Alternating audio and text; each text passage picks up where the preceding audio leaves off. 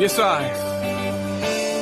This song is called Be the Change, inspired by the words of Mahatma Gandhi, who lived for peace and not violence, and told us to be the change we wish to see in the world.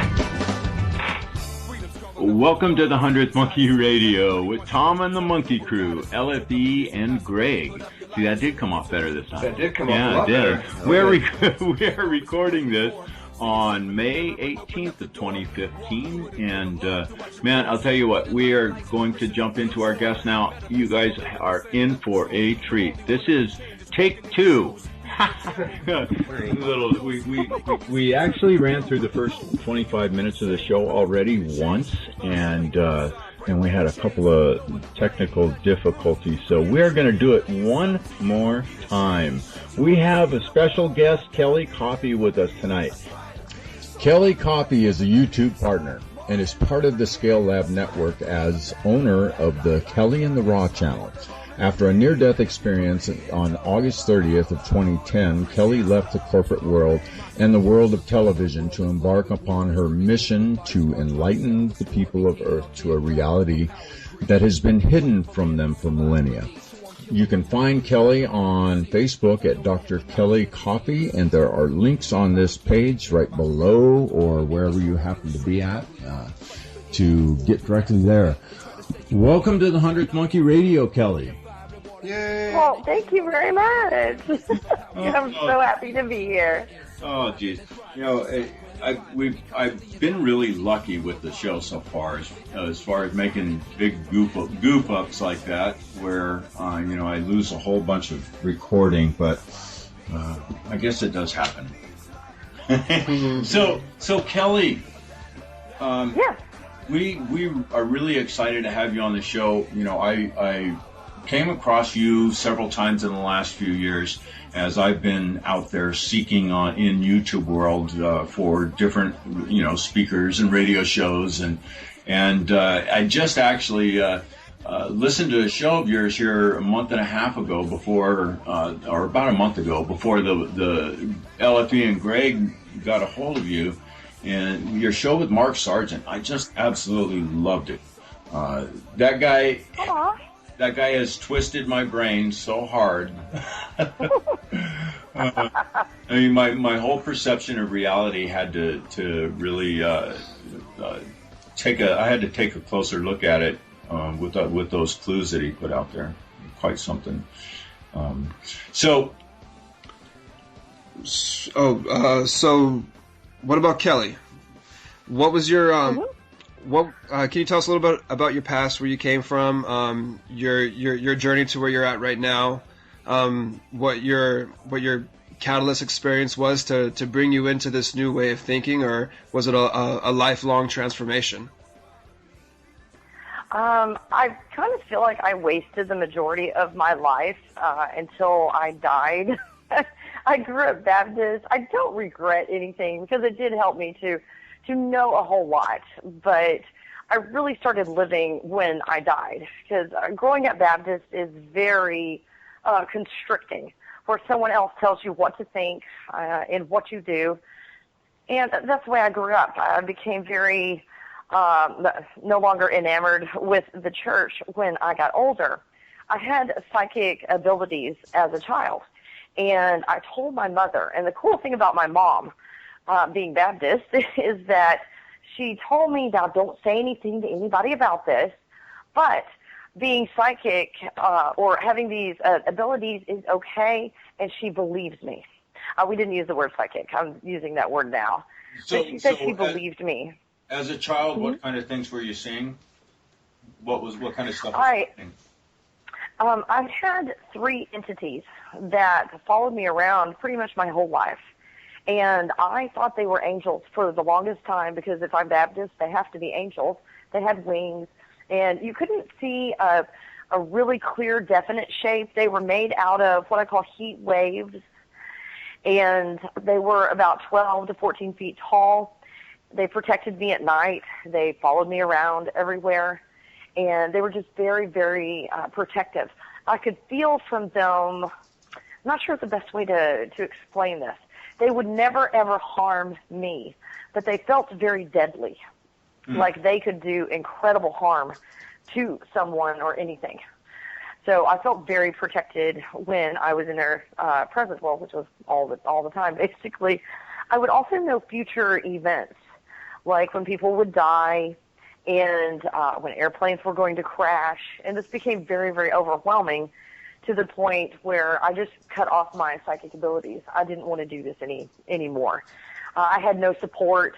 Obviously, you feel like you're the only person on the planet that this is happening to, because you don't talk to anybody about it. Right. And so it was probably, then I left the church. I'm like, I don't want to do this anymore. I yelled at God, screamed at God. I didn't get struck by lightning. So I'm like, well, I guess there's no God. I didn't get struck by lightning. The God doesn't exist. In the process, I had a former student. I was a director at a private Christian school, and he had graduated and moved out of town. He came back into town and said, oh, can I come see you, Miss Coffee? I'm like, okay. So he came over, and long story short, while he was there, all of a sudden I could see all of these colors around him. And I was like, okay, you're going to think this is really weird. I'm not on drugs or anything, but you have colors all around you. And he said, oh, what color are they today? And I was kind of shocked, like, oh, today. They're there. Wow, they're there. Okay, I'm not crazy. And so I told him what color they were. And I also saw what I would describe as an entity inside of him that had almost like a snout that came out past his face, ears, not like a dog, but, some type of animal with big pointed ears. And it looked almost clown-like. I was seeing all kinds of stuff. And I found out later on he was into witchcraft and Satanism and things like that. Yeah, so anyway, after that night, for the next 6 months, it was like, okay, that was really freaky. Then I found out, oh, wait, those are auras. Oh, my gosh, how do you see an aura on purpose? So I went on YouTube, and I looked at the how-to videos, and some lady in a trailer park or something, had like a 3-minute video, and she said, this is what you do to see an aura. So I went in the kitchen, I did exactly what she told me to do, and boom, there was an aura. It was like, oh my gosh, I could see them.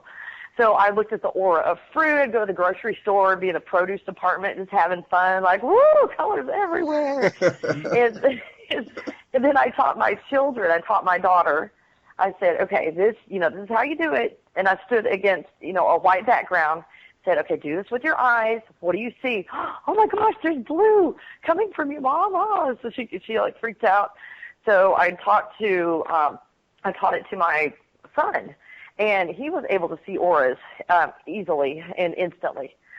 So this was kind of the beginning of, oh my gosh, you can learn how to do this if you want to. So I started developing psychic abilities after that. The abilities that I shut off, the ones where people are going to die in future events, I turned them back on, and I learned how to fine-tune them. And I learned how to cut off communication with spirits, how to hear them. I learned all of this stuff. Was this prior to the near-death experience, or was it after? Yes, this was before the near-death experience. Okay. I already had abilities, but because of society and culture and the church and my family and all of that, I didn't do a whole lot with it. Right. And I didn't have anybody to practice on. You can't talk about this with anybody. So whenever I died, oh my gosh, which was almost 5 years ago now, when I died, boom, you're out of your body, and you're in a place that I call God consciousness. This is the best way to describe it. You're in an all-knowing place where you touch all of the universe at one time, and you know everything about the universe, how the universe works, what it's made of, how things are organized in the universe, and you are in touch with all the information. You're also in the presence of, I don't call it God anymore. It's the light, the universe, source, because it is so, once you call it God, you've limited it.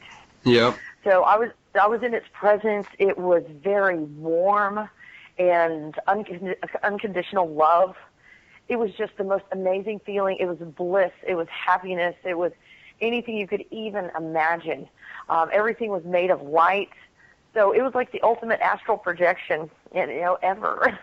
So could you give us? When I can't. Mm-hmm? I was just gonna ask. Could you give us a brief history on how you had your near-death experience? Oh, sure. There were complications from having my wisdom teeth extracted. I had an awareness, I guess, during the procedure 10 days before I died. I basically became conscious while they had me under anesthesia, and I heard the things that they were saying. I don't think this is really related to me dying, but I thought it was really interesting that I became conscious, and I heard, a Dremel drill, and thinking, wait a minute, you said you were going to cut my teeth out. That doesn't sound like cutting. That's drilling.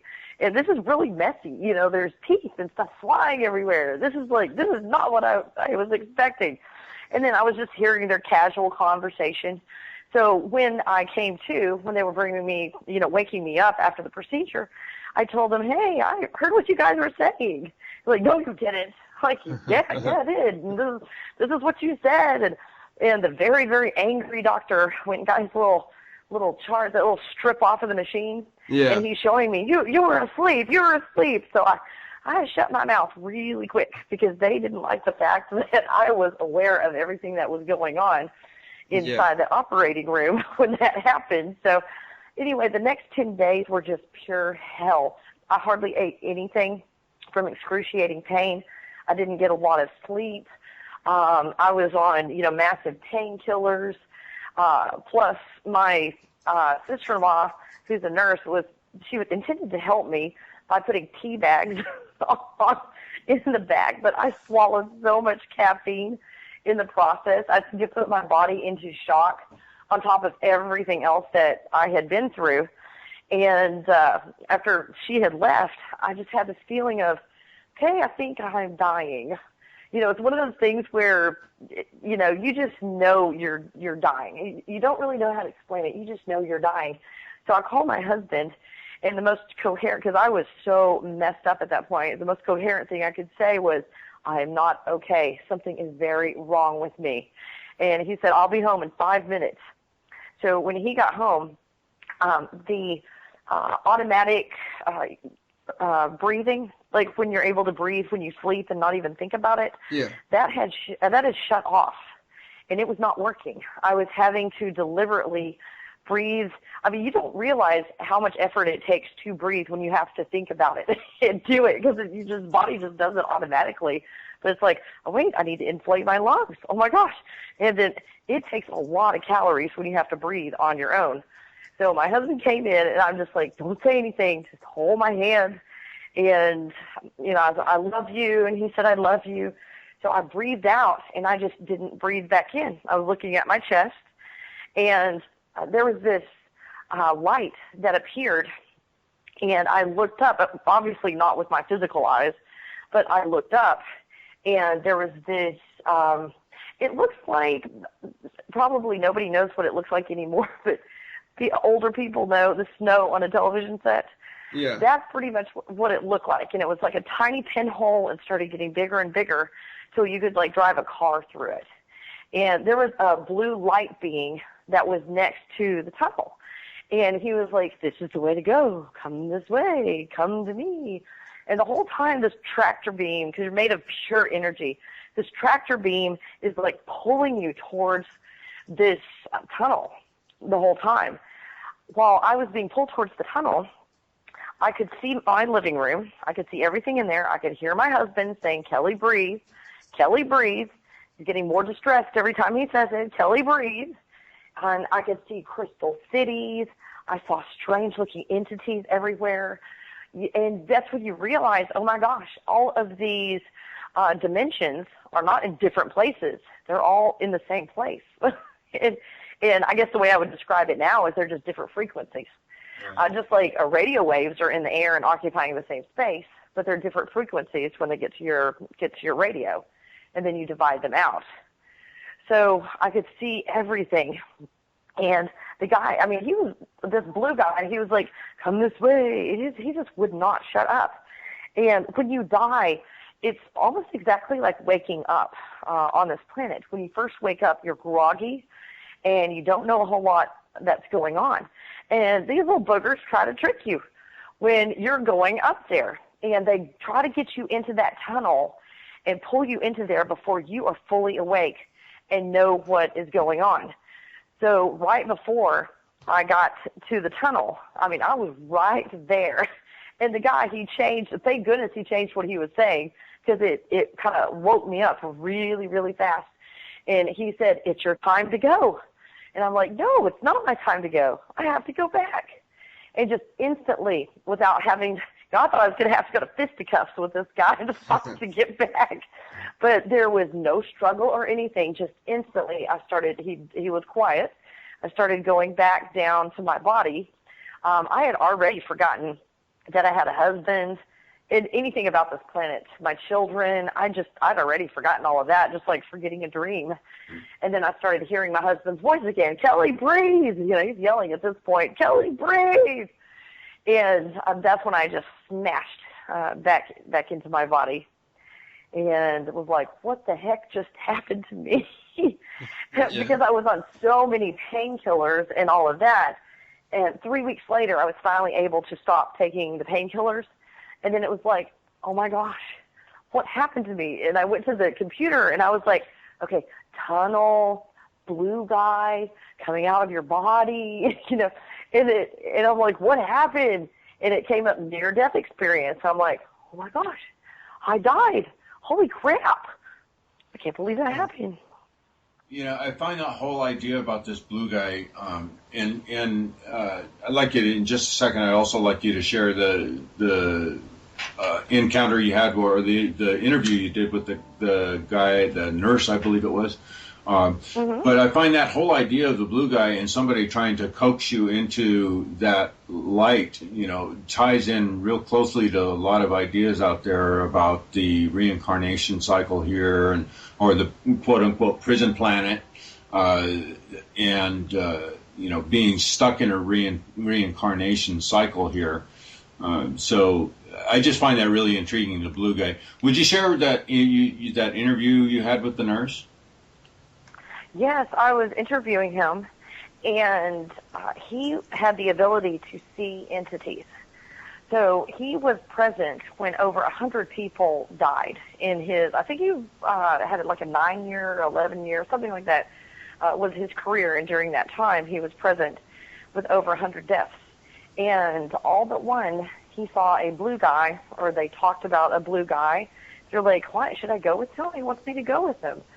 So he saw this blue guy every time but once, and there was a red guy there one time, and the guy was so upset, the patient, he was climbing backwards up the wall to get away from this red guy. He was so scared of him. So the nurse said, "Can I pray with you?" And when he prayed with him, the guy calmed down, the red guy went away, the blue guy came, and then the guy passed away, and he went into the tunnel. So this is a very common thing for the blue guy to show up. You know that the story, Heaven is for Real? Since I'm a recovering Baptist, that story makes me a little bit upset, because he's like, oh, it's, I was reading part of the book at my mom's house. Of course, she has every book known to man about Christianity. So I was looking through there because somebody said he talks about a blue guy in this book. So when I was reading it, because, you know, I came out to my family, came out of the closet to my family and told them I died and there was a blue guy there. Oh, that was Satan. oh, you're right, going of to course, hell. of course. We're going to pray for your soul, you know. And so this little 4-year-old boy, or however old he was, somebody said, oh, did you see the Holy Spirit? What did he look like? And the boy said, well, he's kind of blue. And so I told my family, you know, why is it okay? Because he calls it the Holy Spirit, and I call it the blue guy. Why is it not Satan for him, but it's Satan for me? You know? So with the age difference, So, yeah, and it's vocabulary is what it is. And what I feel really bad about the kid, and I'm not saying that he's making anything up at all. I'm just saying his father was a pastor, so he uses Christian vocabulary to describe his experience. Right. Because when you look at all religions, they apply their own vocabulary to the experience. And since at the time I was not an atheist, it was just I had completely rejected Christianity and Jesus and God and all of that. So I didn't have any kind of religious concept when I died. So, you know, I called him the blue guy. And to me, it's like, okay, if I had to believe in Jesus and have Jesus in my heart and all that when I died to go to heaven, why didn't they just suck me into hell when I died if that was a requirement? You know, so it's like, oh, there is no hell. There is no hell. You know, when you touch the universe, you realize that there is no hell. It's just levels of vibration, and you can get stuck in a level for a while that feels like hell, but you can come out. People who are like, oh, you know, I died and I was in hell, but I called out for Jesus to save me, and then I was in a wonderful place after that. Well, all that is a frequency and your belief that Jesus can pull you out of the depths. Yeah. And you can call on God or Allah or, hey, higher self, you know, or, let me just meditate and raise my vibration and get out of this frequency. Exactly. yeah. So now, so I've heard you talk about the blue guy quite a few times, and it's almost like you know, he's a pre-recorded program that shows up at that knows somehow to show up at the moment when you're transitioning. So when you were encountering this blue guy, did you feel that he had his own certain level of consciousness, or that he was just something on autoplay? Well, it didn't feel like anybody was home, if that makes sense. Yeah. Right. It felt like this was a body, but what was inside that body didn't feel. Gosh, when you talk about other dimensions, I don't know if alive is really the way you describe it. Right. But yeah, like a computer type program would really make sense. Yeah. Like kind of like an archetypical type energy. Mm-hmm. Yeah. And they gear it towards the individual is what I've heard from other people who have a near-death experience. Some of them have these what appear to be dead loved ones, which, you know, that could be faked really easy in another dimension. You know, ooh, here's Uncle Bob, you know, trying to get you to come in there. Yeah. So, yeah, whatever they can do to trick you. Remember Janeway and the aliens on Star Trek? Right. They used her father to try to trick her to go in there. Right. He's like, I could feed off of you for eons. And I'm like, because that's what they're doing. Yeah. They want you so they can feed off of your energy. Yeah. But all you had to do was stand in your own power. I mean, all you had to do is just realize who you are. You know, it didn't take any type of physical action. It didn't take anything besides self-knowing. You know, so, you know, I mean, how hard is it to know self? So I think that was pure accident. I think it's just because I'm a stubborn son of a, you know, Baptist that I was like, no, I'm not going with you. Yeah. That's where my next question was. I was just curious on what your presence of mind was, or what do you attribute your presence of mind, or that level of awareness enough to be able to say no in the first place? Because I'm kind of guessing that if somebody crosses over, and depending on, you know, what state they were in when this happens, I suppose also, but you know, when you go across that threshold and there's somebody pointing the way, there's this magnetic attraction drawing you that way, and it's all light and rosy and, you know, nice soft glow of blue, and you know, it'd be attractive to go into. I'm just wondering what you attribute your presence of mind to say no to, whether you think it was the spiritual growth that you'd done prior to this happening, or what, or is just that stubbornness, like you mentioned? That I have been trying to figure out for the last 5 years after I came back, why I came back. I think because I was so mad at myself and gravity and all of that. I had awakened to the point where, the whole time you're waking up more and more and more while you're going towards the tunnel. And I've just been going like, Kelly, what was it that made you come back? Because this is a really crappy place compared to where you were, a place made completely of light, and everything is wonderful. And seriously, you don't know why you came back. But I think the last thought in my mind before he said what he said was, I'm going home. I'm going home. So that was the last thought in my mind. I was so awake at that point that you remember who you are. And then when he said, it's your time to go, there was not any thought that I can put my finger on in my head or reason that I said, no, I have to go back. And I don't know why, but after I came back, holy crap, I'm doing so many things that were necessary and needed to be done that nobody else was doing. And so I'm guessing, this is just a pure guess, that it was what you call your higher self, possibly, that prompted me to come back. Because I knew since I was a little girl that I had something huge that I was supposed to do on this planet. And that's just my best guess, is maybe it was my higher self making sure that I did not leave then, because there was a lot that I needed to do here. Right. Well, it took you into that state in the first place. Not only brought you back. It was one of those orchestrated experiences that we have to go through to either crack open the shell or, do something, bring about the widget. So. You've got your wisdom teeth pulled out and got wise. Yeah. That's right.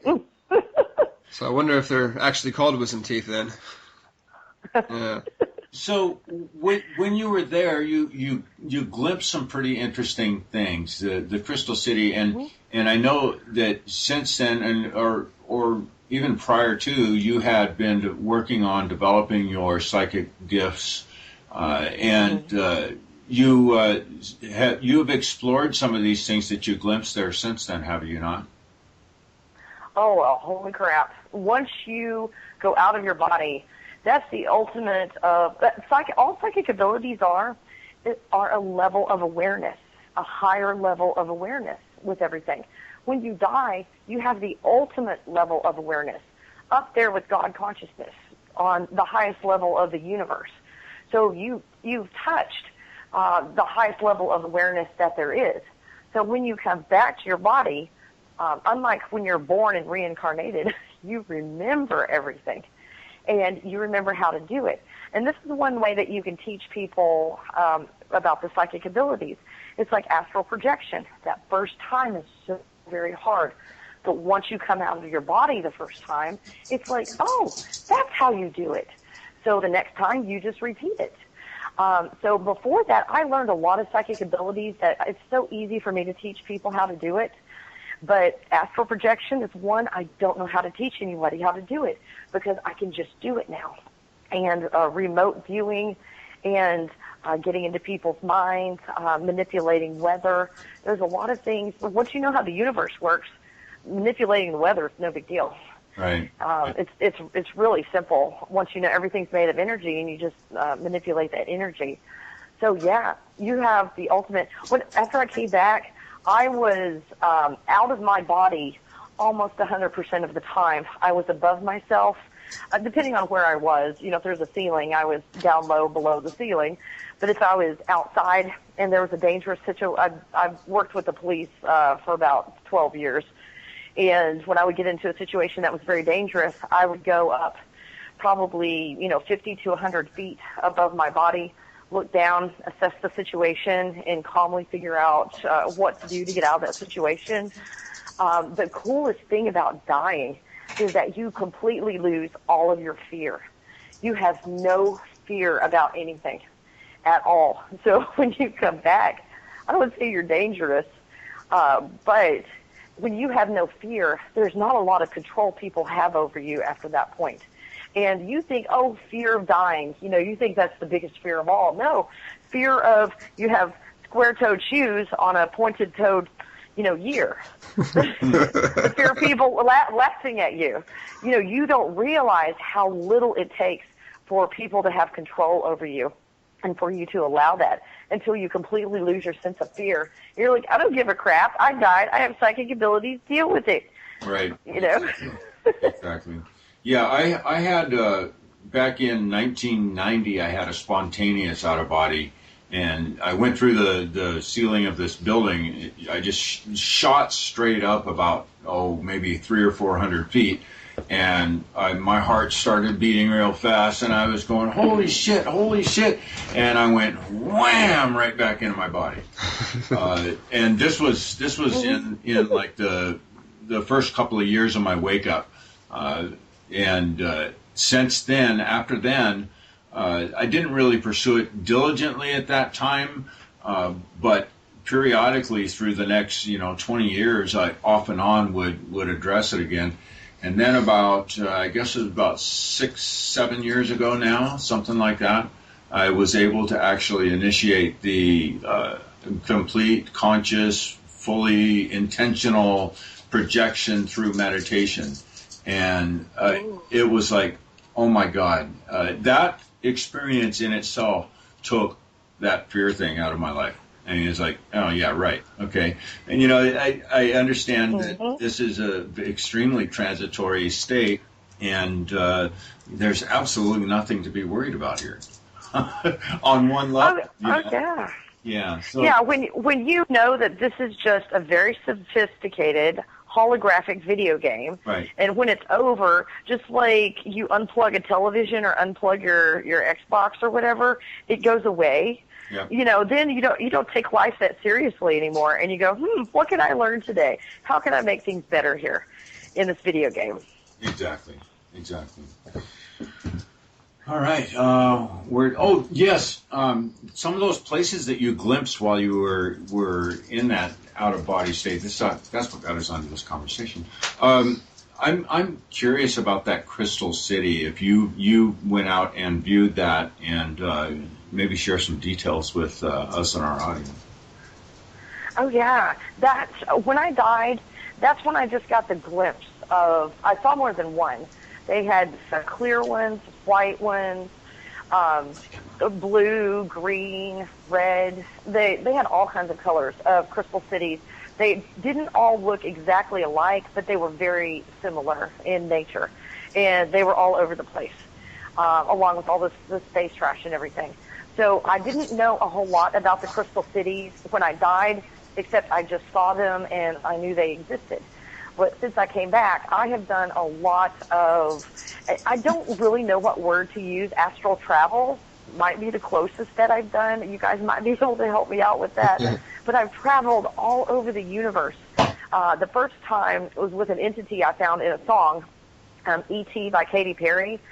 And because, someone said, oh, they put demonic entities and things in songs. And I'm one of those people, I don't believe a whole lot. I want to see it for myself and see if it's true.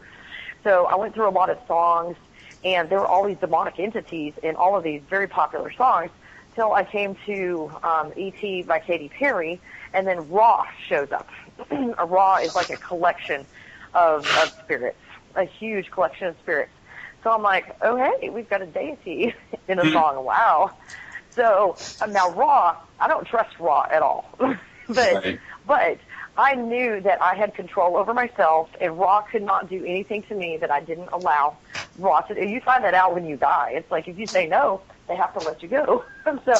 So Ra was going to show me some things that I didn't know even existed. So I'm like, hey, yeah, I'll go traveling with you. So I traveled all over the universe. Ra took me through what I call the matrix part. And these are not exact dimensions. I don't really know because, when you're going out, it's not like you're, ding, you're in dimension 9. Right. Yeah. It doesn't happen. But it's around the 9th dimension or so that you get out of this matrix.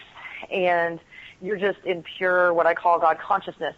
But you travel through the suns. The suns are, they're not what you think they are. The suns are from another dimension. They're of a very, very higher dimension than what we're in. We feel like, oh yeah, they're three-dimensional like us. Oh no, no, no. These are multidimensional portals, and you travel through them in the form of pure energy. So you go from one sun, you travel down this beautiful light tube. It's, I don't know, it's almost, you can see movies that look very similar to it, but I haven't seen a movie yet that's exactly like what it looks like traveling from sun to sun. So we traveled all through. Then once we got through about the ninth dimension or so, then you kind of float around as much as you want. Ra took me outside of the universe, so I got to see the shape of the universe, which is kind of like a bugle or, you know, a cheerleader megaphone. that's how our universe is shaped. And then I got to see the other universes, and they all looked very different. And there was a lot of black space in between all of them. So I got to travel with Ra, and then I was like, okay, Ra, you've got a problem with cursing and stuff, so I just think we need to go our separate ways at this point. Thank you for the traveling, but, you know, I want to do something else. So after that, I started taking journeys and on my own, and I experimented, because when you know the universe and how it works, you understand, and I was a math teacher anyway, so I understood geometry and a whole lot of other things, where all you have to do is make a pattern, and you can travel through, you can make paths through this matrix if you do patterns. So I made this pattern of concentric triangles. Like, you've got a tube, but the tube is made up of all these triangles in a row. And that's how I would get to the crystal city that I called home. And that crystal city was blue. Now, understand that home, just like your home now, this is probably not the last place you're going to live on this planet. You're most likely going to move somewhere else. You're also going to call that home. So just because something's called home doesn't mean that you stay there forever. Right. This was just kind of a stopping place. So I traveled through, and I found it through the triangles. I tried all different shapes, and I found my home by using the triangles. So I would get in the triangles, and I would go down a path, and it always curved to the right. So I would curve to the right, and it would kind of spit me out. And there was the crystal city right there. And it looks, there are streets in the crystal cities, and they do look like crystals, but they're not crystals. It's made of pure energy. And there are walls that go up. If you Google Crystal City and look at all the images, it looks a lot like what these things look like. So the first time I went to the Crystal City, I had a hard landing. I went down and I hit the ground pretty hard and, you know, crumpled up on the street. And I looked around like, oh my gosh, did anybody see me? I'm so embarrassed. And so I got up. It's like, okay, nobody saw me. It's going to be okay. And when you get there, you just know where to go. I don't know how to explain it. You just know where to go. And I went through this opening, and inside was this chamber. There was no floor at all. It went down into what looked like eternity. And I'm thinking, okay, I saw the bottom of this thing. Where does the hole go? This doesn't make any sense to me. But I was able to hover at that point. Along the wall, there were these chairs. There were, I'm trying to think, was there about, I think about like 12 of them. And they were like thrones, if you will, that went all the way up. And there were these, they looked like human beings, only very beautiful human beings. There were males and females, and they wore very interesting clothing. The females had on huge skirts, very elaborate looking. They all had different colors like red and purple and green, very colorful. And they called themselves a council. And every time I went there, they would do something to me. They would give me upgrades, like DNA upgrades. They would downloads of information, and I did what I call the evolving. So I continued to evolve. When I would go see them, they helped me to, they put some crown over my head, which pretty much opened up my crown chakra. And so I progressed to a level that I started rising up, and I rose up there really are no ceilings in these crystal cities. I don't know how to explain this. There are ceilings, but they're not. Since they're made of energy, it's constantly changing. So I was told basically, my human word is graduation, that I was basically graduating, and this crystal city where all of these other souls resided, that we would decide, okay, we're going to get together, we're going to come to this planet, we're going to do all this stuff together. And that's where they were residing. And it's not like I outgrew the crystal city, but it's like I'd evolved to a place where I'd outgrown my home. So they instructed me on how to do it, and then I created my own crystal city. So my own crystal city is just sitting there. There's nobody in it. I have no clue what to do with it, but it's sitting there. So just waiting. And that's about the time I got really busy with life and got a cosmetics company, and you know how life goes. And I didn't keep doing that. So it's almost like putting a video game on pause for later. So these crystal cities are a place where souls are housed, and spirits reside in between these incarnations. And Kelli, you mentioned that you had God consciousness when you first had these experiences, and I've also heard that you there's other ways of getting God consciousness. Can you explain a little bit of how we can go about doing that? Oh, yes. That's the one thing that was so hard when I came back, because you get into a place that you know everything, and then you come back into a filtered body. There's a huge filter on there. And I could connect to, I don't know how to explain it, but these energy grids and these information grids, I was able to connect to them, but it took a huge amount of effort to do that.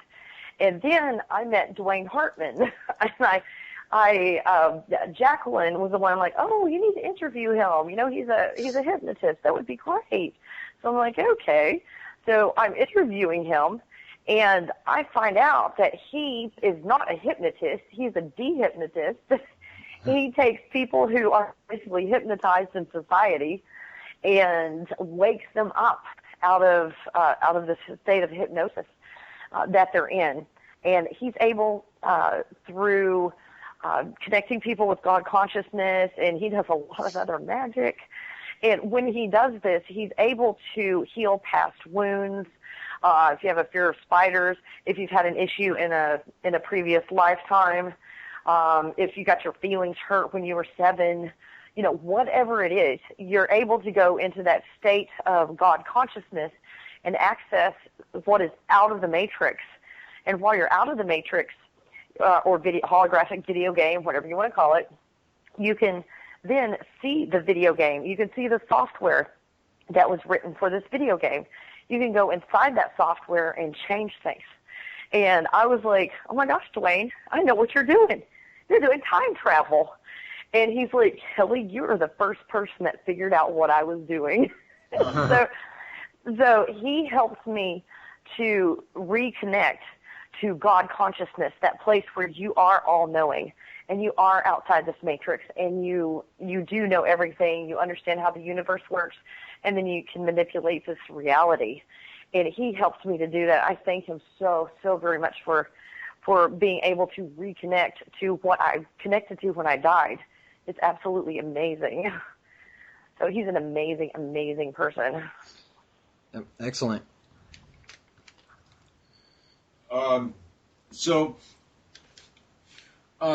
I guess going into that whole idea of the God consciousness and connecting into it, I'm curious on what you personally do to put yourself in the state that's most conducive for you for that connection. Is it meditation? Is it, what? Oh, no, it's so freaking easy. I mean, I thought, you have to be a monk and you have to meditate for hours and all that, and it's a really simple technique of visualization and doing something similar to, what is that symbol called for the medical community where there's 2 snakes? The caduceus? The caduceus? Yeah. Yes. And you do a breathing technique while you're doing it. It takes probably like 10 or 15 seconds to get into that state of God consciousness. And with this special breathing technique, you have that, coil down your spine and come back up, and the wings come out of the back of your head, and instantly you're connected to God consciousness when you do that. When Dwayne does sessions with people, when he's trying to help them walk through past traumas and how to get over things, that's a multi-step process when you do that. But he doesn't do this, connecting you to God consciousness, just, told you about. This is how you can do it on your own. And he taught me that. And I cannot teach it the way he does. There's no way I would be able to teach you guys how to do that.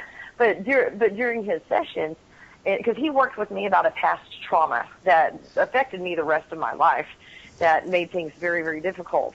And he said, may I talk to, I'm trying to think what he's so hypnotic, I can't even remember what he said. But it was something like, can I talk to the goddess within you, or your God self, or, something like that. So then you give him permission to do that. Then he starts talking to your God self.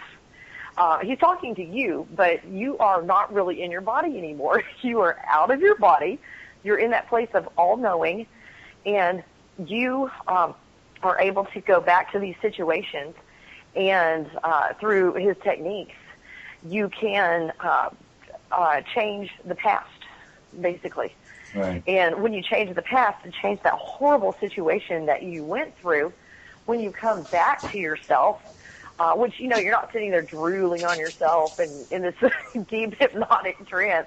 You're talking, you're fully aware of everything that is going on during that process. So when you come back into your body from that God consciousness state, all of a sudden everything is fixed. Like 5 years of therapy couldn't fix it, right. But it got fixed in like 10 minutes. Like, oh man, it is absolutely incredible, the things that he's just an absolute genius in helping people with their issues. Right. Waking up that God spark within us that allows us to be able to change those things is a rare gift on the planet. So, absolutely. Yeah. Mm-hmm. Yeah. Yeah, they're what they're trying to do on this planet. There's a whole lot of sabotage. There's some real stuff out there that is really good. One thing is called Christ consciousness. So everything that the Bible says that Jesus can do, when you're in a state of Christ consciousness, you can walk on water. You can heal the sick. You can do all the things that Jesus did when you're in Christ consciousness. But here's the trick, and here's what religion does. Not only does religion warp Christ consciousness, once you feel guilty and all of that, you are no longer in Christ consciousness. So you're just constantly struggling to get back to that state of Christ consciousness. That's why you have to keep going back to church. But they tell you basically, don't go above Christ consciousness. It's wrong and it's bad and it's of Satan, and they try to scare the crap out of you. So they give you a false ceiling, almost like a glass ceiling, if you will, with the Christ consciousness. Like, this is all that you can attain here on this planet. And I'm not belittling Christ consciousness. It's freaking awesome, because it was one of my stages in development and evolving as a spiritual person. Was having the top of my head blown off, boo, and connecting to Christ consciousness. It's like, whoa, this is freaking awesome. And all the things that you can do in that. But then after you've explored just about all you can explore with Christ consciousness, you're like, okay, what else is there? What else is out there? How can I get to that place when I died? Because this is really cool, but there's a lot more to it than that. So that's part of the brainwashing on this planet. And why we're not evolving on this planet is basically, you don't believe this religion, we will kill you. We will stone you.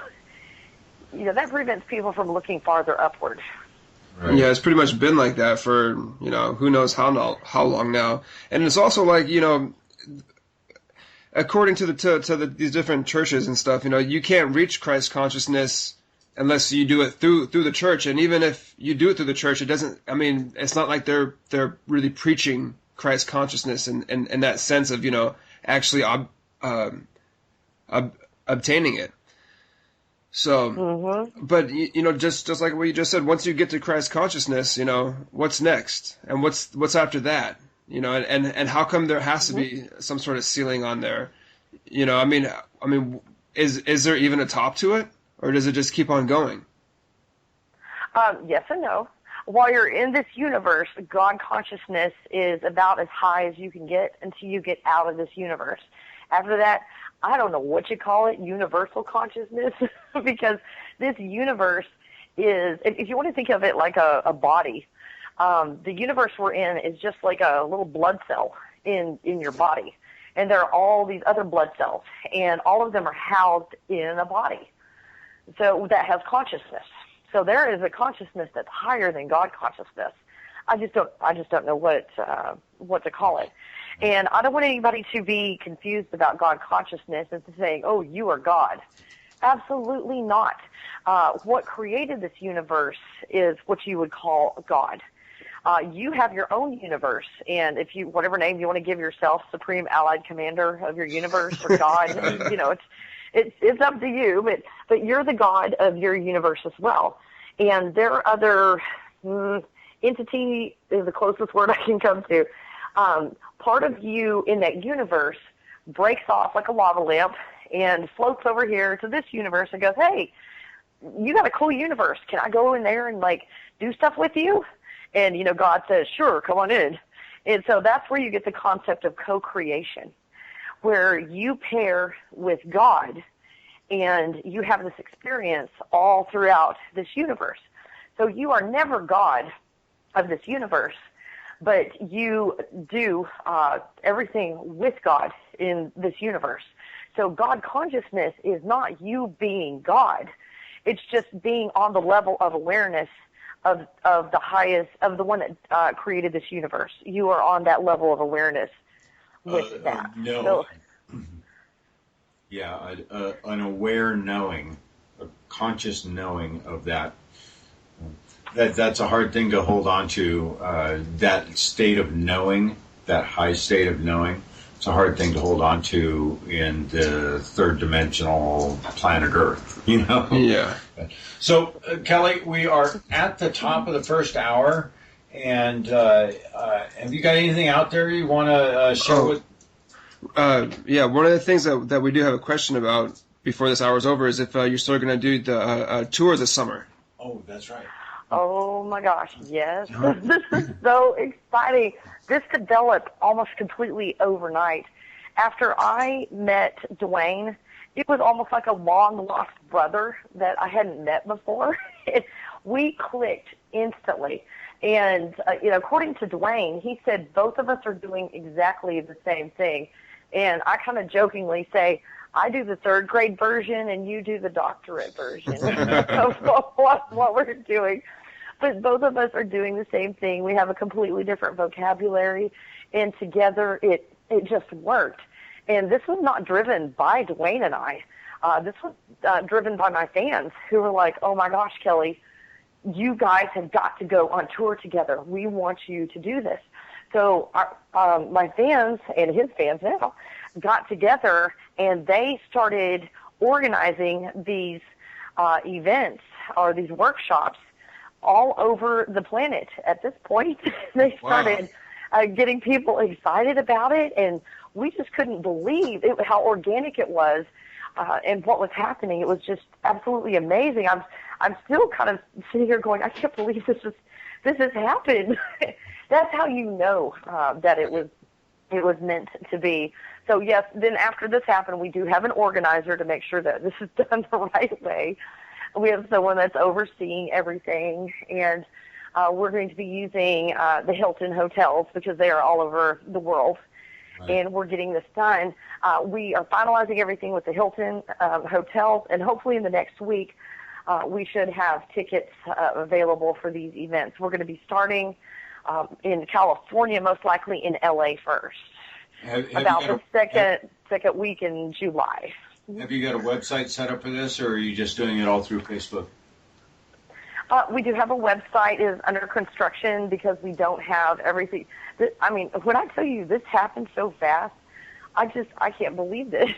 Oh. But it's called the Raw Truth Tours. So the tour is going to be the Raw Truth. The rawtruthtours.com is where you can find this information. Nice. All right. That sounds exciting.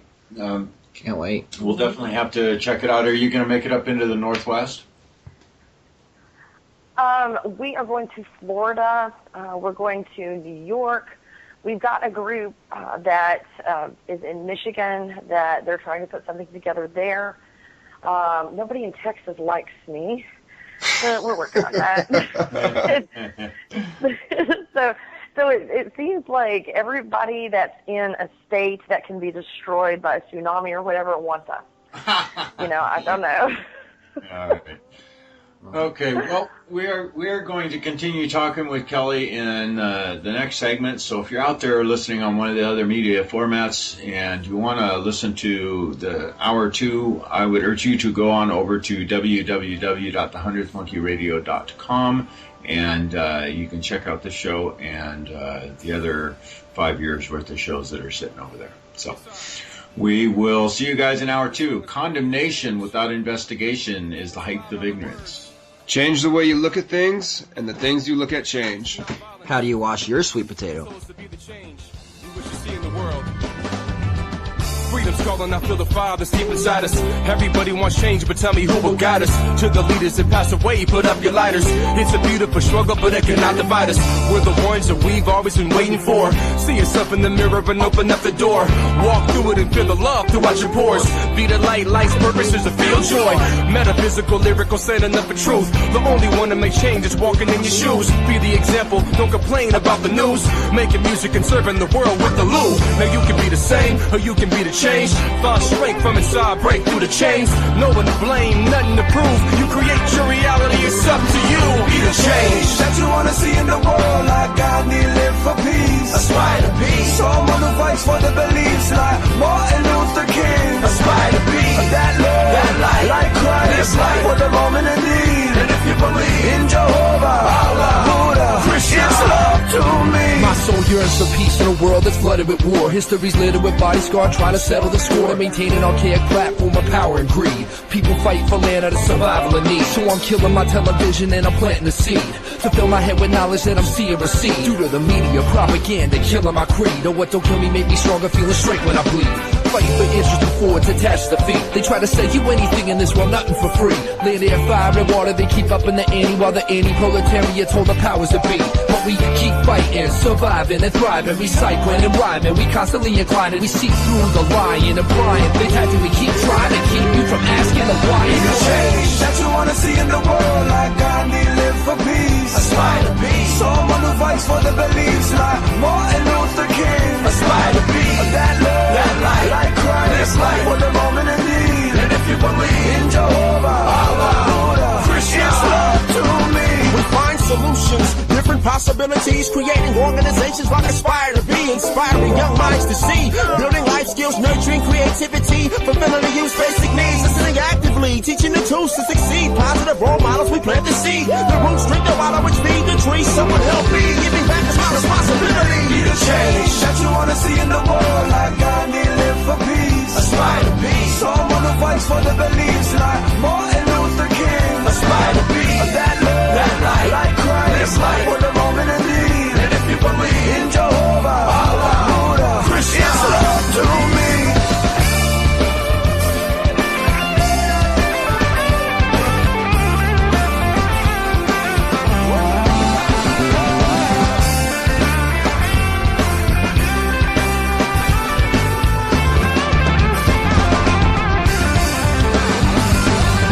Be the change you wanna see in the world. Aspire to be